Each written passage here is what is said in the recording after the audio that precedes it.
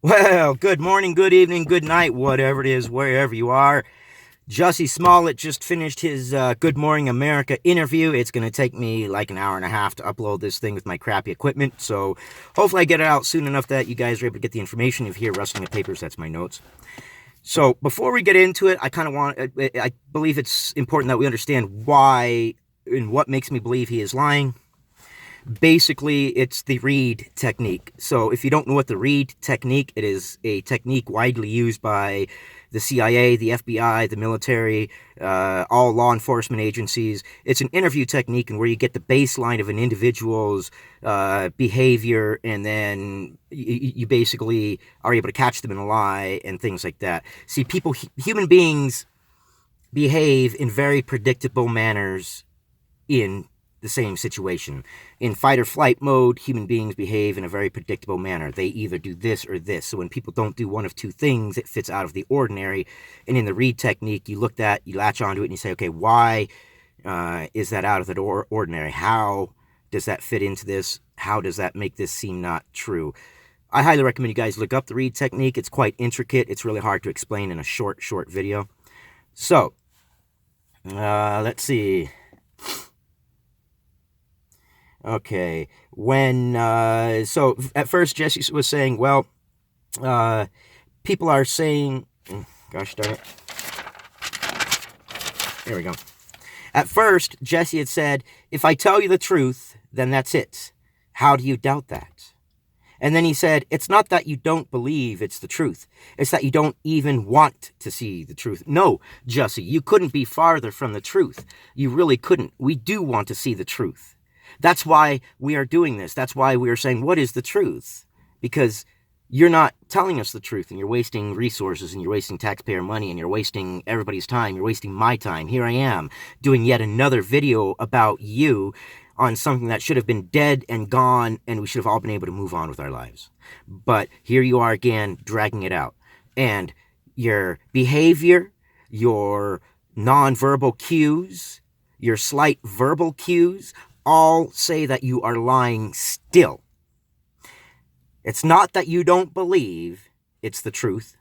It's that you don't even want to see the truth. That is a plea and a push for the truth. In the read technique, when a suspect is trying to push the truth, they are trying to push the truth, they are lying. Because you don't push the truth.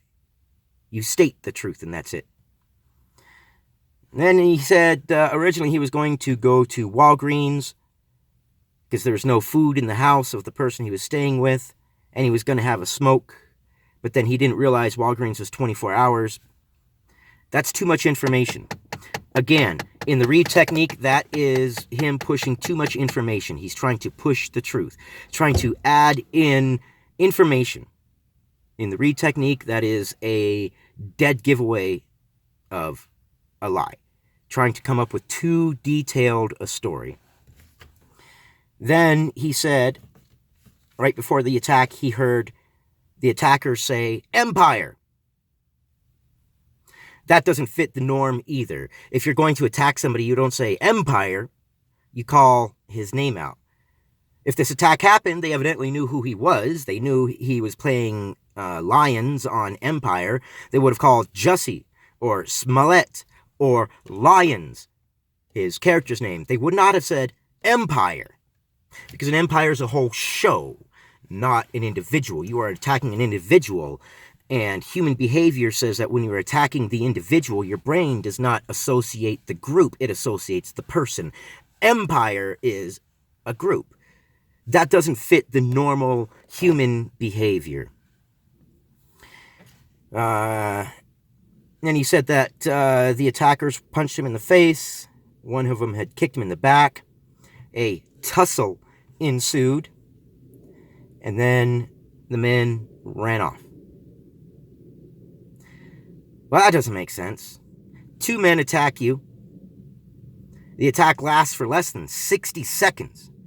One of them's kicking you on the back, so that means you were on the ground. Just in the time frame it takes in a fight to get someone on the ground and kick them and punch them a few times usually takes longer than 60 seconds.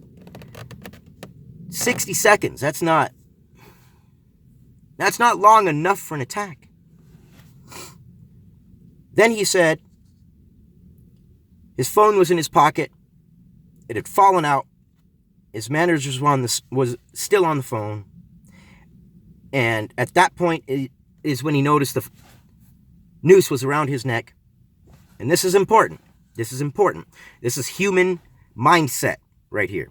This is important. He said, okay, he was screaming, "There's a rope around my neck. There's a rope around my neck." What does that say? You're not in your right mindset. You're not thinking of preserving evidence. You're saying, "There's a rope around my neck. Oh my God." Your neck is one of your body's most vulnerable and sensitive parts. Your natural reaction is to get anything off that very sensitive area of your body that your body will unconsciously protect. When you get in a fight, what do? If someone's trying to grab you around a headlock, what do? You protect your neck. You protect your neck at all costs because it's a sensitive part.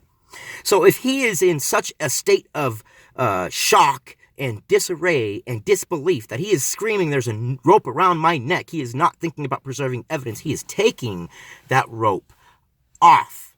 It is coming off. It doesn't make sense, Jussie. It just doesn't make sense.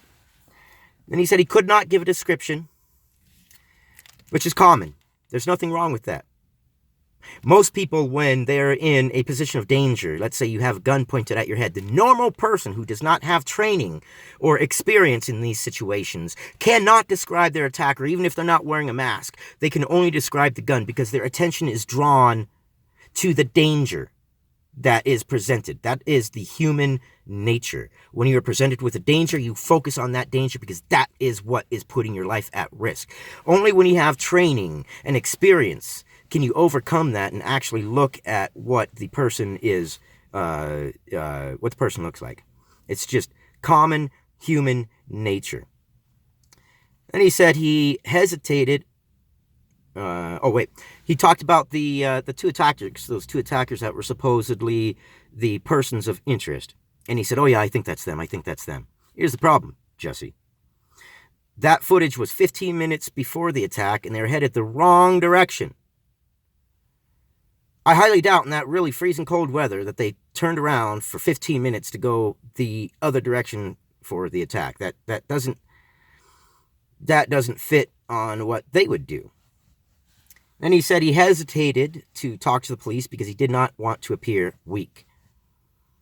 It's not going to make you seem weak, but I'll give you that. Maybe possibly you thought that. It is possible. Then he talked about how there was a rope burn on his neck, and Good Morning America zoomed in a little bit on the picture of him in the hospital around with his neck kind of, where he's kind of like this. And they showed the part of his neck here, but I didn't see nothing. Did I miss something? Somebody who watched this, tell me, did I miss something? Because I didn't see anything. A scratch. That was it. A scratch. Okay.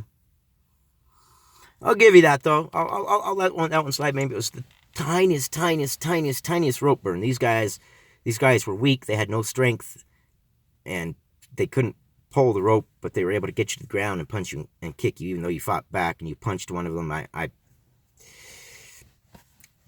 It doesn't make sense, Jussie. Then he played the sympathy card. The race sympathy card.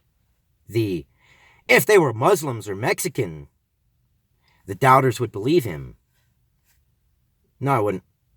Because I don't believe the story. I don't believe the scenario. It does not fit the normal actions of a human being's brain when they're in fight or flight. It does not fit the normal time frame that it takes for an attack to happen. It does not fit the normal motif operandi of an attack.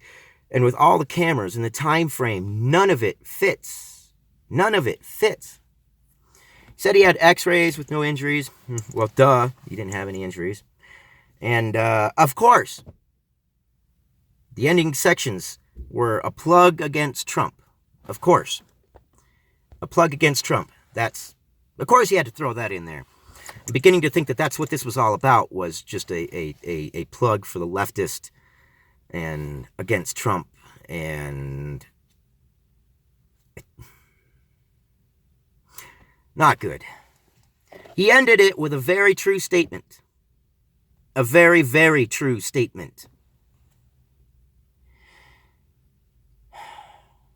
Who says blank empire, blank? This is MAGA country.